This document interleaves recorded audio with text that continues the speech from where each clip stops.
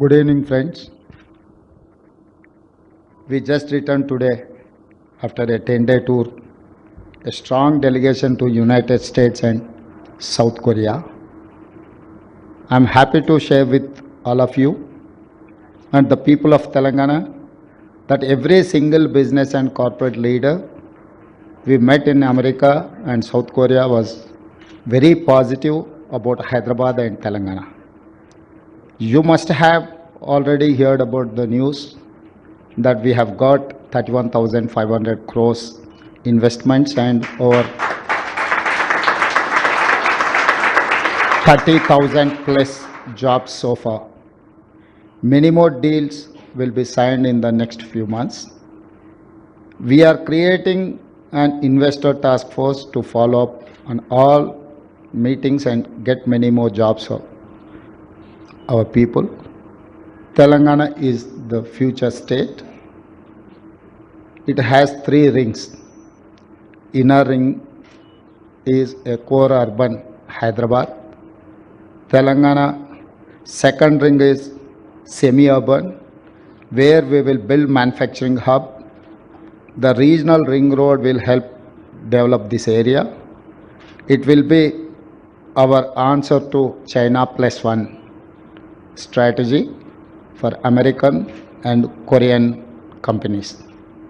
Third ring is outside ring regional ring road. It is a rural Telangana.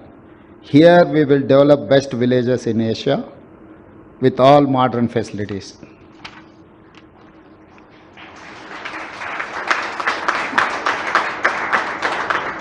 My vision is to make Telangana $1 trillion economy in next 10 years.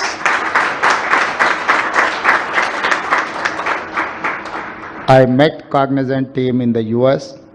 I spoke to Mr. Ravi Kumar, your CEO.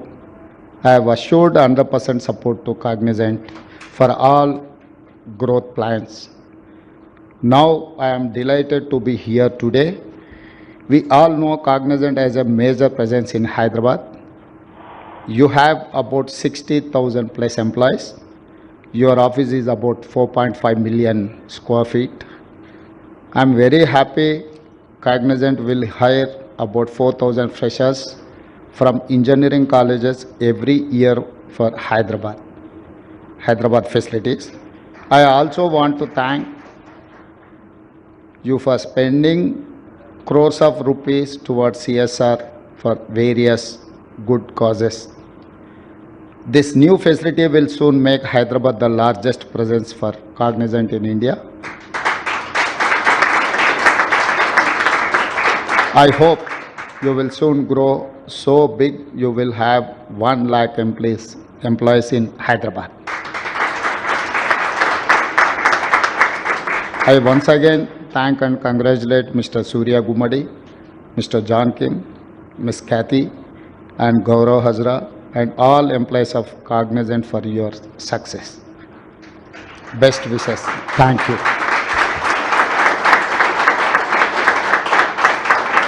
Hyderabad నగరం ప్రపంచ ముఖ చిత్రంలో ఒక ప్రధానమైన నగరంగా గుర్తింపు పొందడానికి అది కొద్ది రోజులో కొద్ది నెలలో కొద్ది సంవత్సరాలు కష్టపడితే నిర్మించిన నగరం కాదు ఈ నగరం. ఈ నగరం 430 సంవత్సరాల క్రితం కులీ కుతుబ్ షాయిల నుంచి మొదలు పెడితే నిజాం వరకు హైదరాబాద్ నగరాన్ని నిర్మించడం జరిగింది. ఆ తర్వాత నిజాం బ్రిటిషర్స్ కలిసి రెండవ నగరం సికింద్రాబాద్ని నిర్మించడం జరిగింది. మళ్ళీ మా మంత్రి శ్రీధర్ బాబు గారు చెప్పినట్టు శ్రీ రాజీవ్ గాంధీ గారి దేశంలో సాంకేతిక నైపుణ్యమే నిరుద్యోగ సమస్యకు పరిష్కారం. ప్రపంచంతో పోటీ పడాలంటే భారతదేశం సాంకేతిక నైపుణ్యం సంపాదించాలి అని చెప్పి దేశానికి కంప్యూటర్ని పరిచయం చేశాడు. ఆ కంప్యూటర్ని పరిచయం చేసిన క్రమంలోనే శ్రీ రాజీవ్ గాంధీ గారి నిర్ణయం మేరకు ఆంధ్రప్రదేశ్లో ఆనాటి ముఖ్యమంత్రి నేదురుమల్లి జనార్దన్ రెడ్డి గారు 1992లో ఐటీ సెక్టర్ కోసం మొట్టమొదటి పునాది రాయి వేయడం జరిగింది.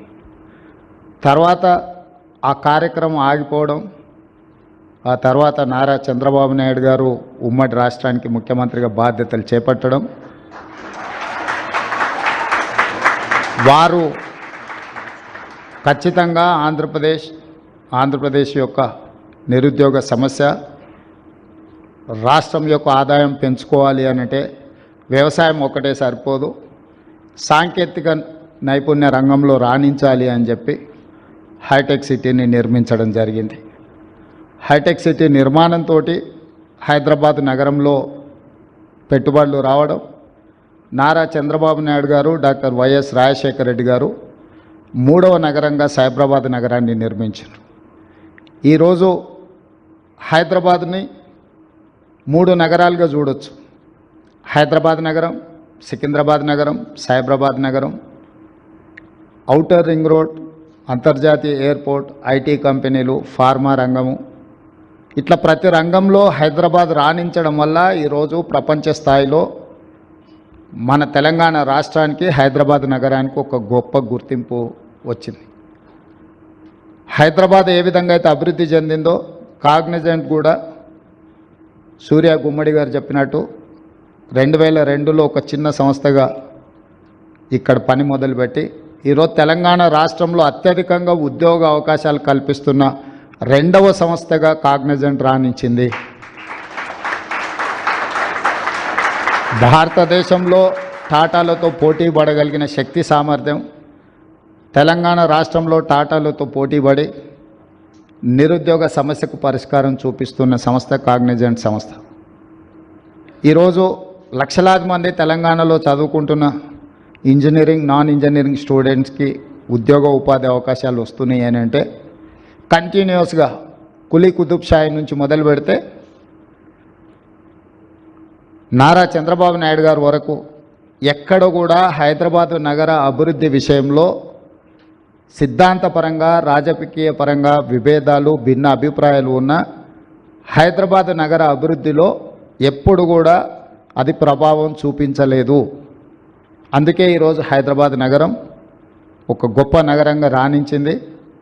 ఆ విధానాన్ని కొనసాగించాలని ఈరోజు తెలంగాణ రాష్ట్ర 2వ ముఖ్యమంత్రిగా, అదేవిధంగా మా మిత్రుడు IT and industries minister Sridhar Babu garu, మేము స్పష్టంగా కాగ్నిజెంట్ ప్రతినిధులకే కాదు, ఈ దేశంలో పెట్టుబడులు పెట్టడానికి ముందుకు వస్తున్న మా యుఎస్ అండ్ సౌత్ కొరియా పర్యటనలో వచ్చిన చాలా అంతర్జాతీయ సంస్థలకు ఒక మాట చెప్పదలుచుకున్నాం.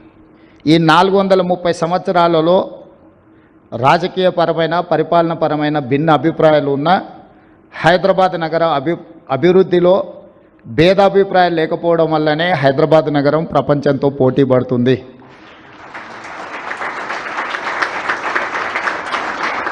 ఇక ముందు అంతకంటే వేగంగా ఈ హైదరాబాద్ నగరాన్ని విస్తరించడానికి ఈ 3 నగరాలు మన రాబోయే అవసరాలను తీర్చడానికి అవకాశం ఉందో లేదో అన్న ఆలోచనతోటి ఈరోజు అంతర్జాతీయ ఎయిర్పోర్ట్కు కూతవేటు దూరంలో hardly 20 minutes drive from international airport ఒక కొత్త నగరం, 4th సిటీని, ఫ్యూచర్ సిటీని మా ప్రభుత్వం నిర్మించాలనుకుంటుంది. ఈ 4th city, future city China plus one country కోసం అమెరికా, సౌత్ కొరియా, ఇతర దేశాలు ఏదైతే చూస్తున్నాయో ఈ అన్ని ప్రశ్నలకు సమాధానంగా 4th సిటీ మేము ఫ్యూచర్ సిటీగా ఏదైతే నిర్మించాలనుకుంటున్నామో అదే సమాధానం చెప్తుంది. ఈ ఫ్యూచర్ సిటీలో మీరందరూ భాగస్వాములు కావాలి. కాగ్నిజెంట్ తొందరలోనే 1,00,000 మంది నిరుద్యోగులకు ఉద్యోగ అవకాశాలు కల్పించేటప్పటికీ ఆ ఫ్యూచర్ సిటీలో కూడా మీ ప్రెజెన్స్ కనిపించాలి, మీరు అక్కడ ఉండాలి. మిమ్మల్ని అక్కడికి రావాల్సిందిగా రాష్ట్ర ప్రభుత్వం తరఫున సాదరంగా మిమ్మల్ని ఆహ్వానిస్తున్నాం.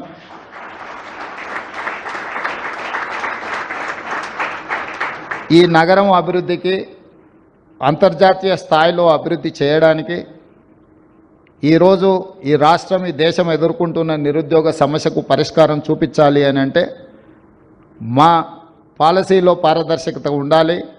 ప్రభుత్వం పెట్టుబడిదారులకు ప్రోత్సాహం కల్పించాలని స్పష్టంగా మా ప్రభుత్వం విశ్వసిస్తుంది.